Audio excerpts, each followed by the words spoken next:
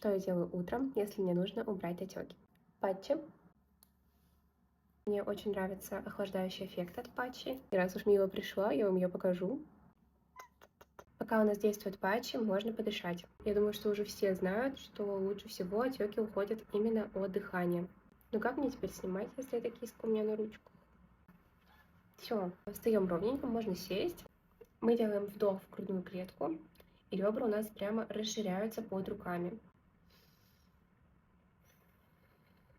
Такое дыхание расслабляет диафрагму, запускает лимфу и помогает уходить нашим отекам. Также я могу использовать гуаша. По крему можно еще согнать водичку. Ставлю вот так. Еще у меня есть вот такой огромный гуаша для тела. Последний пункт в моем списке от отеков – это прогулка. Скоро пойду за ребенком в садик, и после прогулки все мои отеки уже точно уйдут.